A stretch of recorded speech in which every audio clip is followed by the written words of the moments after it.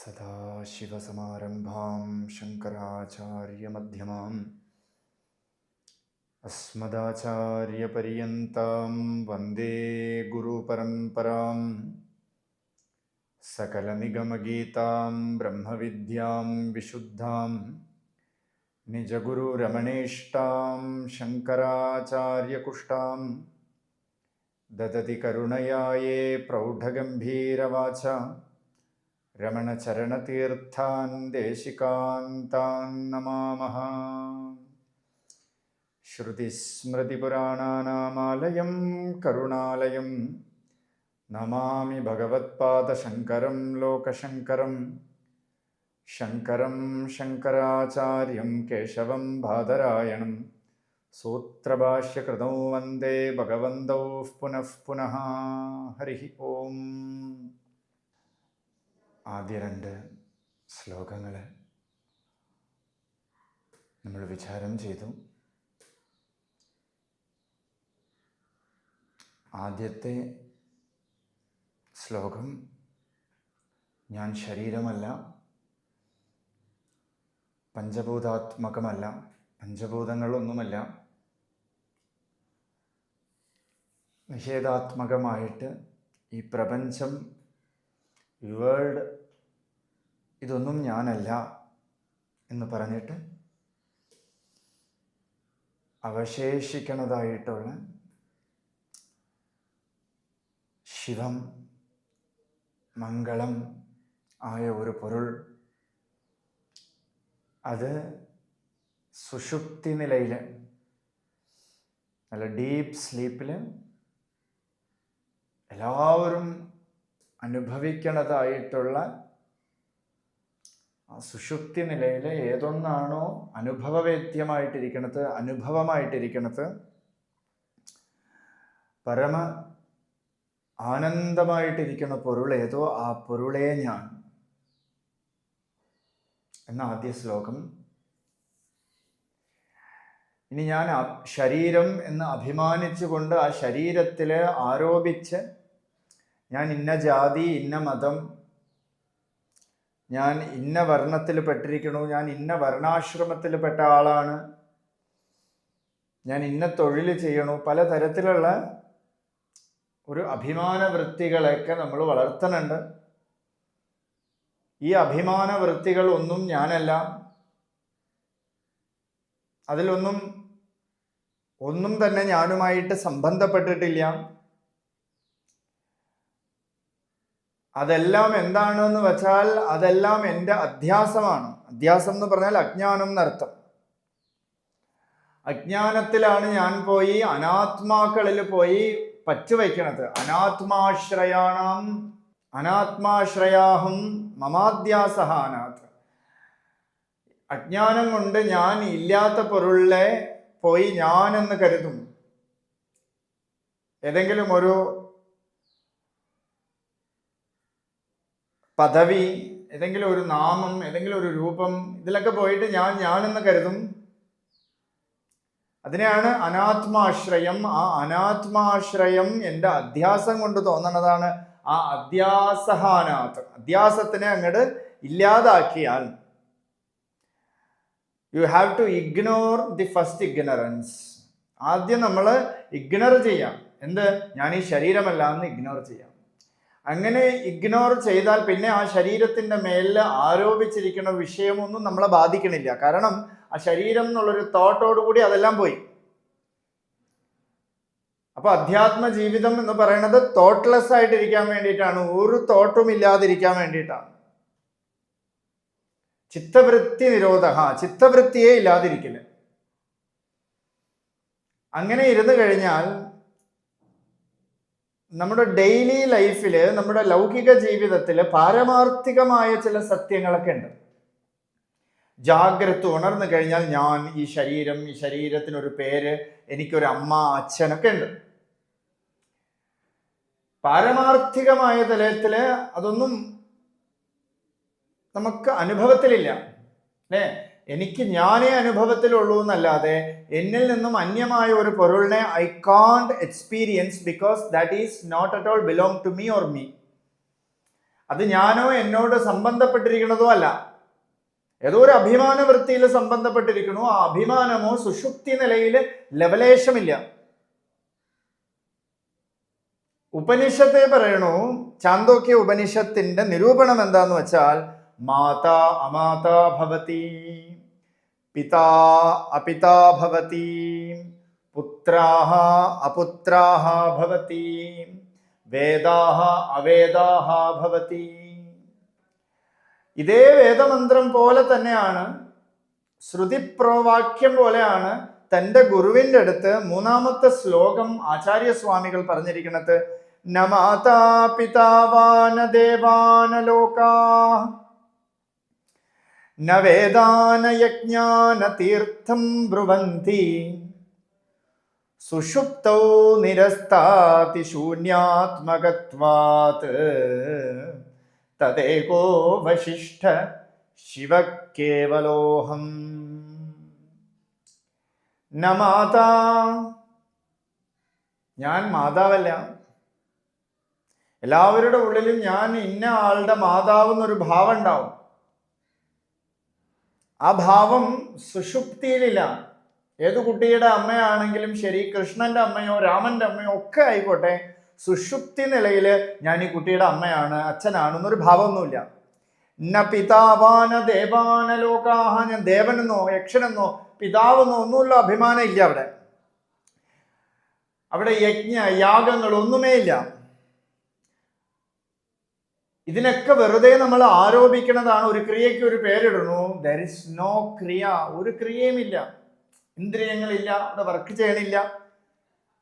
കർമ്മേന്ദ്രിയങ്ങളും ജ്ഞാനേന്ദ്രിയങ്ങളുടെയും ഒരു തരത്തിലുള്ള പ്രവർത്തനവും സുഷുപ്തിയിലില്ല. എല്ലാം അടങ്ങിയിരിക്കണു, ഒരേ ഒരു വീട്ടിൽ പോയി അടങ്ങിയിരിക്കണു എന്ന് ഉപനിഷത്ത് പറയുന്നു.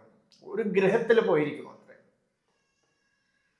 പ്രവൃത്തിയില്ല, നിവൃത്തമായിരിക്കണം എന്ന് വെച്ചാൽ ഉള്ളിലേക്ക് വലിഞ്ഞിരിക്കണം. ഉള്ളിലേക്ക് ഒരു ചെലന്തിയുടെ ഉള്ളിൽ നിന്നും വല പോയിട്ട് തിരിച്ച് ചെലന്തിയുടെ ഉള്ളിലേക്ക് തന്നെ പോണതുപോലെ യഥൂർണനാഭിഹി സൃജതേ ഗൃഹതേ ച യഥാ പൃഥിവ്യാമോഷതയ സംഭവന്തി. അതുപോലെയാണ് പൃഥിവി, ഓഷധി, വനസ്പതികളും ഒക്കെ ഈ ലോകവും ഒക്കെ ഉണ്ടായിരിക്കുന്നത്. ഇതൊന്നും സുഷുപ്തിയിലില്ല. ലോക്യതയിൽ ലോക, എന്ത് കാണപ്പെടണോ ഇതിനെയാണ് ലോകം എന്ന് പറയുന്നത്. സുഷുപ്തിയില് എന്തെങ്കിലും കാണണുണ്ടോ? കാണണേ ഇല്ല, ഒന്നുമേ ഇവിടെ ഇല്ല. അതുകൊണ്ട് ന മാതാ പിതാവാന ദേവാന ലോകാഹ. മാതാവ് എന്ന് പറയുന്നത് ഒരു ആരോപണമാണ് അല്ലേ? നമ്മുടെ വീട്ടിൽ വന്ന് നമ്മളെ അമ്മയെ നമ്മൾ അമ്മ എന്ന് വിളിക്കും. തൊട്ടടുത്ത വീട്ടില് ഏതെന്തോ വിളിക്കും. നമ്മുടെ അമ്മയെ തന്നെ നമ്മുടെ അമ്മയുടെ സഹോദരിയുടെ മക്കൾ എന്ത് വിളിക്കും? പെരിയമ്മ, വല്യമ്മ അല്ലേ? ഇങ്ങനെയാ വിളിക്കുന്നത്. നമ്മുടെ അച്ഛൻ അല്ലേ, നമുക്ക് അച്ഛൻ, നമ്മുടെ അച്ഛൻ്റെ അനിയന്റെ മക്കൾക്ക് നമ്മുടെ അച്ഛൻ ആരാ? പെരിയപ്പ, വല്യച്ഛൻ. ഇനി അവരോ, നമ്മുടെ അച്ഛൻ്റെ അനിയൻ നമുക്കെന്താ? ചിറ്റപ്പൻ അല്ലേ? അപ്പോ ഇത് വെറും ആരോപണമാണ്. അതേ അച്ഛൻ ഓഫീസിൽ പോയാൽ അവിടുത്തെ ഒരു പേരിട്ട് വിളിക്കും. ഓഫീസിൽ ക്ലർക്ക് എന്നോ പി എ എന്നോ പ്യൂണെന്നോ മാനേജർ എന്നോ ഇങ്ങനെ സംബോധന ചെയ്യണോ? വാസ്തവത്തിൽ ഇത് വെറും ആരോപണം മാത്രമാണ്. അധ്യാരോപം, വെറും ആരോപണം മാത്രമാണ്. ഇത് വെറും അധ്യാസമാണ്. ഇതിനെ ഇതാണെന്ന് നമ്മൾ ആരോപിക്കുന്നു. That's all. ഇതെന്റെ അച്ഛൻ എന്ന് പറയുന്നു, ഇതെന്റെ അമ്മ എന്ന് പറയുന്നു. അതേപോലെ തന്നെ ദേവന്മാര് എന്താ സ്പെഷ്യാലിറ്റി എന്ന് പറഞ്ഞാൽ ഈ ഉപാധി വെച്ചിട്ടാണ് സ്പെഷ്യാലിറ്റി. ഈ ഉപാധി വെച്ചിട്ടാണ് സ്പെഷ്യാലിറ്റി. സർവോപാധി വിനിർമുക്ത. ലളിതാ സഹസ്രനാമത്തിൽ ഒരു പേരാണ് സർവ ഉപാധി വിനിർമുക്ത. സർവ ഉപാധിയിൽ നിന്നും മുക്തമായാൽ ഏതൊരു പൊരുളാണോ അവശേഷിക്കുന്നത് അതുമാത്രമാണ്. ആ പൊരുളിനെ സർഫസ് കണ്ടിട്ടാണ് നമ്മൾ മാതാ പിതാ എന്നൊക്കെ വിളിക്കുന്നത്. സുഷുപ്തിയില് മാതാ എന്നൊരു അനുഭവമില്ല, പിതാ എന്നൊരു അനുഭവമില്ല. ഇനി അച്ഛ എന്ന് വിളിക്കുമ്പോൾ അച്ഛൻ്റെ ഉള്ളിൽ ഏതോ ഒരു അച്ഛനെയാണോ ഫീൽ ആവുന്നത്? അതേ ആള്. ഞാൻ എന്നൊരു ഫീൽ മാത്രമേ ഉള്ളൂ. ആരെ വിളിച്ചാലും മാനേജർ എന്ന് വിളിച്ചാൽ മാനേജർ എന്നൊരു ഫീലല്ല വരണത്. എന്നെ വിളിക്കണം, അച്ഛാന്ന് വിളിക്കുമ്പോൾ എന്നെ വിളിക്കണമെന്ന് തോന്നുന്നു അല്ലെ. അതുപോലെ അമ്മയ്ക്ക് അമ്മ എന്ന് വിളിക്കുമ്പോൾ എന്നെ വിളിക്കണമെന്ന് തോന്നുന്നല്ലാതെ ഒരു അമ്മയെ വിളിക്കണമെന്നൊരു ഫീലൊന്നുമില്ല. അപ്പൊ ഇത് വെറും ആരോപിതമായിട്ടുള്ള നാമമാണ്. മാതാ പിതാ ന മാതാ ന പിതാ ന ദേവ. ദേവന്മാരും അതുപോലെയാണ്. ഉപാധി വെച്ചിട്ട് നമുക്ക് കാണുമ്പോൾ ഇത് ദേവനാണ്. ധാരാളം മായാജാലങ്ങളൊക്കെ കാണിക്കണം. സൃഷ്ടി മുഴുവൻ നടത്തുന്നു, സ്ഥിതി നടത്തുന്നു, സംഹാരം നടത്തുന്നു ഒക്കെ നമ്മൾ പറയണുണ്ട്. ഇതെല്ലാം ഒരു ഉപാധിയാണ്. അവർ ചെയ്യണു ഒരു ഉപാധി. അതിൻ്റെ ഉള്ളിൽ യാ ബ്രഹ്മാതി പിപീലികാന്ത തനുഷു പ്രോതാ ജഗത് സാക്ഷിണി. ആ ബ്രഹ്മാവ് തൊട്ട് ഭിന്ന ഉയിർകളിൽ അഭിന്ന വിളക്കെണുമ തന്നെ തന്നിൽ ഉണര തന്നുൾ തന്നുൾ മിന്നും മിന്നും തന്നുൾ ആത്മപ്രകാശമേ. ആത്മപ്രകാശമേ. ബ്രഹ്മാവ് തൊട്ട് യാ ബ്രഹ്മാതി പിപീലികാന്ത തനുഷു പ്രോതാ ജഗത് സാക്ഷിണി. ജഗത്തിന് മുഴുവൻ സാക്ഷിയായിട്ടുള്ള ഒരു പൊരുള് എല്ലാവരുടെ ഉള്ളിലും ഒരു ബ്രഹ്മാവ് തൊട്ട് ഇങ്ങേറ്റം വരെ ഉണ്ട്. ഒരു ചെറിയ കൃമികീടത്തിൽ വരയ്ക്കും ഞാൻ. അല്ലെങ്കിൽ നമ്മുടെ ബോഡിക്ക് ഉള്ളിൽ ഉള്ള ഓരോ സെൽസിന്റെ ഉള്ളിലും ഞാൻ ഞാൻ ഞാൻ ഞാൻ. നമ്മൾ മരിച്ചു പോയാലും ശരീരം അങ്ങോട്ട് വീണാലും ഉള്ളില് ഇതിന് ഡീകമ്പോസിഷൻ തനിയെ വരും. അതിൻ്റെ ഉള്ളിൽ തന്നെ ഒരു ക്രീച്ചേഴ്സ് ഉണ്ടായിട്ട് അത് അഹം അഹം അഹം അഹം, ഓരോന്നും ഓരോന്നും ഓരോ അഹം. അതുപോലെ ദേവ ന ലോകാഹ. ലോകം എന്ന് പറഞ്ഞാൽ നമ്മൾ നേരത്തെ പറഞ്ഞു ലോക്യത ഇത് ലോകഹ. ഈ ലോകമൊക്കെയും കാണണവനാണ് സാക്ഷി. അവൻ ഈ ലോകത്തിൽ പെടുന്നില്ല, ഞാൻ ലോകത്തിലില്ല. കാരണം എന്താ? സുഷുപ്തി നിലയിൽ ഇതിനെ വെച്ച് വേണം നമുക്ക് എക്സ്പീരിയൻസ് ചെയ്ത് നോക്കാൻ വേണ്ടിയിട്ട്. ഇത് മാത്രമേ ഉള്ളൂ നമുക്ക് അനുഭവമായിട്ട്. ഡീപ്പ് സ്ലീപ്പില് ആർക്കെങ്കിലും ഏതെങ്കിലും ഒരു ലോകം അനുഭവപ്പെടുന്നുണ്ടോ? കാണപ്പെടുന്നുണ്ടോ? എന്തെങ്കിലും ബന്ധുജനങ്ങളെയോ മാതാവിനെയോ പിതാവിനെയോ ദേവന്മാരോ ഈശ്വരനെ പോലും കാണാൻ പറ്റണുണ്ടോ? ശാസ്ത്രം പറയണു യേശ സർവേഷ. ആ സുഷുപ്തി നിലയില് ഈശ്വരൻ. ആ സുഷുപ്തി നിലയിൽ ഏത് അനുഭവമാണ് അതാണ് ഈശ്വരൻ എന്ന് പറയണതല്ലാതെ സുഷുപ്തിയില് തന്നിൽ നിന്നും അന്യമായിട്ടൊരു ഈശ്വരനെ നമുക്ക് കാണാൻ പറ്റുമോ? ന വേദാന യജ്ഞാന തീർത്ഥം ബ്രുവന്തി. അവിടെ വേദത്തിന് പ്രവേശനമില്ല. അവിടെ ഒരു വേദവും കാണപ്പെടണില്ല അല്ലേ? ന വേദ ന യജ്ഞാഹ. അവിടെ എന്തെങ്കിലും കർമ്മം ഉണ്ടോ? യജ്ഞം എന്ന് പറഞ്ഞാൽ സർവകർമ്മം എന്നർത്ഥം. ഈശ്വരന്റെ ഒരു നാമമാണ് യജ്ഞം. അവിടെ എന്തെങ്കിലും യജ്ഞമുണ്ടോ? ഒരു യജ്ഞവുമില്ല. ന തീർത്ഥം ബ്രുവന്തി. തീർത്ഥം എന്ന് പറഞ്ഞാൽ വൈദികം എന്നർത്ഥം. വൈദികമായ സംസ്കാരത്തിന് നമ്മൾ തീർത്ഥം എന്ന് പറയും. അത് യജ്ഞയാഗങ്ങളാണ്. എന്ന് വെച്ചാൽ ഏതോ ഒരു ഫലപ്രാപ്തിക്ക് വേണ്ടിയിട്ട്, സ്വർഗപ്രാപ്തിക്ക് വേണ്ടിയിട്ട് യത്നിക്കണു, അല്ലെങ്കിൽ നല്ല പുണ്യഫലത്തിന് വേണ്ടി യത്നിക്കണു. ഇതിനാണ് യജ്ഞം എന്ന് പറയണത്. നമ്മൾ കർമ്മം ചെയ്യുക. കർമ്മം എന്ന് പറയുന്നത് മുഴുവൻ യജ്ഞമാണ്. അത് ഫലയിച്ഛയോടുകൂടി വരുമ്പോഴാണ് അത് യജ്ഞമല്ലാതെ ആവണത്. ഫലയിച്ഛ ഇല്ലാതെ ചെയ്യണതെല്ലാം വിജ്ഞാനം യജ്ഞം തനുതേ കർമാണി തനുതേ പിച്ച. വിജ്ഞാനമാണ്. എന്നാലോ യജ്ഞം ഞാനല്ല. ഏതെങ്കിലും ഒരു യാഗം നടത്തുന്നുണ്ടല്ലോ, യാഗം ഞാനല്ല. ഇതൊന്നും സുഷുപ്തി നിലയിൽ ഇല്ല. സുഷുപ്തവും ഇവിടുത്തെ പറയണോ, സുഷുപ്തവും നിരസ്താതി ശൂന്യാത്മകത്വാത്. സുഷുപ്തിയില് ശൂന്യം എന്ന് പറയണു പലരും. എല്ലാവരുടെ ചോദിച്ചു നോക്കൂ, രാത്രി ഉറങ്ങിക്കഴിഞ്ഞു, കാലത്ത് എണീറ്റു, എന്തുണ്ടായിരുന്നു അവിടെയും ചോദിച്ചു നോക്കൂ, എല്ലാവരും പറയും ഒന്നുമില്ലായിരുന്നു എന്ന് പറയും. പൊതുവില് everybody will reply that there is nothing. അവിടെ ഒന്നുമേ ഇല്ല. that state there is nothing. അവിടെ ഒന്നുമേ ഇല്ല എന്ന് പറയും. പക്ഷെ വാസ്തവത്തില് നമ്മൾ ഒന്ന് വിചാരം ചെയ്ത് നോക്കിയാൽ ഒന്നും ഇല്ല എന്ന് പറഞ്ഞവൻ ആര്? There should be an individual to see there is nothing. അവിടെ ഒരു ഇൻഡിവിജ്വൽ വേണം. ഇൻഡിവിജ്വലോ ഏതോ ഒരു സംവിത്തോ ഒരു ബോധമോ ഏതോ ഒന്ന്, that which remains and that is seeing there is ശൂന്യം, there is nothing, there is nullness. Otherwise we can't say there is ശൂന്യം. ഞാൻ കണ്ടു, ഞാൻ ആര്? അപ്പൊ ശൂന്യമല്ല, ശൂന്യവാദത്തിന് അപ്പാടെ ഇല്ലാതാക്കണം. ബുദ്ധവാദം പൊതുവിൽ പറയണത് എന്താ? ഇവിടെ ഒന്നുമില്ല, അവിടെ ഒന്നുമേ ഇല്ല. ശൂന്യവാദത്തിനെ മുഴുവൻ തള്ളിക്കളഞ്ഞു. അവിടെ വേദമില്ല, യജ്ഞമില്ല, ഒക്കെ ശരി തന്നെ. വേദപ്രതിപാദമായിട്ടൊരു അനുഭവമുണ്ട്. നമ്മൾക്കറിയാം വേദമൊന്നുമില്ല, അത് വേണ്ട എന്നല്ല. വേദം ഞാനല്ല, ശരി. വേദത്തിലൂടെ ഞാൻ അറിയണത് ആരെ? എന്നെ തന്നെയാണ്. സദ്ഗ്രന്ഥങ്ങളിലൂടെയൊക്കെ ഞാൻ അറിയണത് എന്നെ തന്നെയാണ്. അതുകൊണ്ട് അനുഭവവേദ്യമായിട്ടുള്ള വസ്തുവിനെയാണ് വേദം പറയണത്. അവിടെ മാതാവില്ല, പിതാവില്ല, ദേവനില്ല, ലോകങ്ങളില്ല, ഈ കാണപ്പെടുന്ന വസ്തുക്കൾ ഒന്നുമേ ഇല്ല. വേദമില്ല, യജ്ഞമില്ല, യാഗമില്ല, തീർത്ഥമില്ല, തീർത്ഥക്ഷേത്രം അല്ലേ? അവിടെ പോയാൽ നല്ലത്, ഇവിടെ പോയാൽ നല്ലത്, കൈലാസം എന്നോ കാശി എന്നോ രാമേശ്വരം എന്നോ തിരുവണ്ണാമല എന്നോ ഒന്നുമേ ഇല്ല. ഉണർന്നു കഴിഞ്ഞാൽ everything will appear. Firstly I will appear. Firstly ഞാനാണ് വരണത്. നമ്മൾ അത് ഇതെന്നൊക്കെ പറയണോ, നമ്മൾ അതിനെയൊക്കെ വിശ്വസിക്കണോ? ഇല്ലേ? ഭ്രാന്താശുപത്രിയിൽ പോയിട്ട് ഒരു ഭ്രാന്തൻ നമ്മളുടെ അടുത്ത് മറുപടി പറഞ്ഞാൽ നമ്മളതൊക്കെ വിശ്വസിക്കും. ഒരു ഡോക്ടറിന്റെ അടുത്ത് പോയിട്ട് ഭ്രാന്താശുപത്രിയിൽ പോയാൽ ചിലർ ഡോക്ടർ വേഷത്തിലേ ഇരിക്കും, കറക്റ്റ് പറയും, അതൊക്കെ നമ്മൾ വിശ്വസിക്കും. അല്ലെ? ഭ്രാന്തെന്ന് അറിഞ്ഞു കഴിഞ്ഞാൽ നമ്മൾ വിശ്വസിക്കില്ല, അല്ലേ?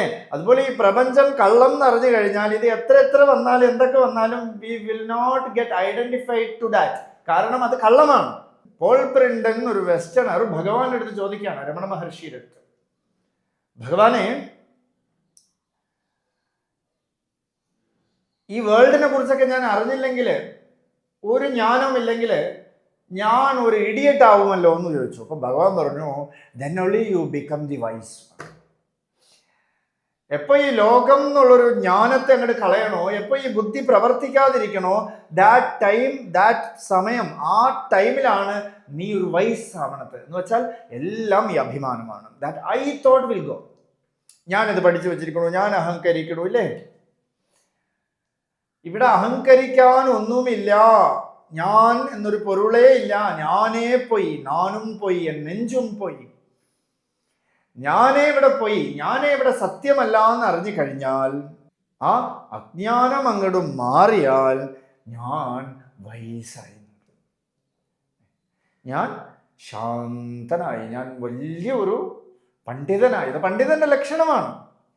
ഒന്നിനെയും ഓർത്തും ദുഃഖിക്കാതിരിക്കണതും വരണതിനെയും പോണതിനെയും ഓർത്ത് ചർച്ച ചെയ്യാതിരിക്കണത് കാ കഹ. നമ്മുടെ സ്വാമി തന്നെ പറയുന്നുണ്ട്, ആരാണോ അതെന്ത് ഇതെന്ത് അതാര് ഇതാരും ചോദിച്ചുകൊണ്ടിരിക്കുന്നത് അവനാണ് കാക്ക. ഈ മനുഷ്യൻ നമ്മളൊക്കെയാണ് കാക്ക. കാക്കം പറന്ന് അന്നങ്ങൾ പോയ വഴി പോകുന്നതൊക്കെ ഹരിനാരായണായ. ഈ കാക്ക അങ്ങോട്ട് പോണം. കാക്ക എന്താ ഈ എച്ചിൽ തിന്നോണ്ടേ ഇരിക്കും. എന്താ എച്ചിൽ എന്ന് പറഞ്ഞാൽ ഇതാര് അതാര് അത് ഇവൻ ഇതിവൻ വേട്ടിത്തിരിവോടെ കാണുന്നതാരോ അവൻ കാക്ക. അതിന്റെ പ്രതിനിധിയാണ് നമ്മളിപ്പോ കർക്കിടക വാവ് വരാൻ പോണില്ലേ, ഇപ്പൊ കാണാം ഒരുപാട് കാക്കകൾക്കൊക്കെ അന്നം കൊടുക്കുന്നത് കാണാം. എന്താന്ന് വെച്ചാൽ അതിന്റെ പ്രതിനിധിയാണ്, അതിന്റെയൊക്കെ പ്രതിനിധിയാണ് നമ്മുടെ പിതൃക്കൾ. എന്താന്ന് വെച്ചാൽ ജീവിച്ചിരിക്കുമ്പോഴേ നമ്മൾ അങ്ങനെയാണ് കാ കഹ. അതുകൊണ്ടാണ് കാക്ക എന്ന് പറയുന്നത് സംസ്കൃതത്തില് കാ കഹ. ഒരു മഹാത്മാ പറഞ്ഞതിന് നമ്മുടെ സ്വാമി നല്ല രസകരമായിട്ട് പറയും. ഇത് രസകരമായിട്ട് നമ്മൾ പറയണമെങ്കിൽ ഒന്ന് ചിന്തിച്ചു നോക്കൂ. നമ്മളൊക്കെ ചിന്ത അതാണ്. രാവിലെ എണീറ്റ് അവനാര് ഇവനാര്, അവൻ എന്ത് ചെയ്തു ഇവൻ എന്ത് ചെയ്തു. നമ്മുടെ ഭാഗം പൂജ്യമാണ്. വെളിയിൽ എന്ത് ചെയ്തു എന്ന് നോക്കിക്കൊണ്ടേ ഇരിക്കുകയാണ്, വെളിയിൽ ദർശിച്ചുകൊണ്ടേ ഇരിക്കുകയാണ്. നമ്മളുടെ ഉള്ളിലേക്ക് ചിന്തിച്ച് പോയാൽ there is nothing എന്ന് തോന്നും. ഒന്നുമേ ഇല്ല. കണ്ടവൻ യമനനെ കരുത്തിനുൾ നാട്, കണ്ടവൻ ഇൻറിട നിன்றது കണ്ടേൻ. ആര് കണ്ടു? ഒരു സംവിത്ത്, ഒരു ബോധം. അത് ശൂന്യമല്ല. ഇത് there is nothing എന്ന് നമുക്ക് പറയാനേ പറ്റില്ല. ബിക്കോസ് അത് ശൂന്യമല്ല, അത് ഒരു സംവിത്താണ്, ഒരു ബോധമാണ്, അത് പൂർണ്ണമാണ്. ഒന്നുമില്ലാത്തടത്ത് എന്തിനു we are going, daily we are going to that state. ഉറക്കത്തിൽ ഡീപ് സ്ലീപ്പ് കിട്ടാൻ വേണ്ടിയിട്ട് സ്ലീപ്പിംഗ് പിൽസ് എങ്കിലും കഴിക്കണം. എന്തുകൊണ്ട്? Because there only we will be purna, because there is no sharira, there is no mind, there is nothing working, there is no yaga, there is no yajna, there is no anushtanam, only that samvit is present there, it itself is purna. ആ സംവിത്ത് മാത്രമുണ്ട്. തതേകോവശിഷ്ട ശിവക്കേവലോഹം. ആ സംവിത്ത് മാത്രമായിരുന്നപ്പോൾ നമ്മൾ പരിപൂർണമായി മാറിയിരിക്കണു, പൂർണ്ണമായി മാറിയിരിക്കണു. ഒരു തരത്തിലും നമ്മളെ ഒന്നും affect ചെയ്യാതിരിക്കണു. ഉണർന്നു കഴിഞ്ഞാൽ the I thought will come. Then പഴയ വിഷമങ്ങൾ വരും, പഴയ ദുഃഖങ്ങൾ വരും, പഴയ അറിവുകളെല്ലാം വന്ന് നമ്മളെ വേട്ടയാടും.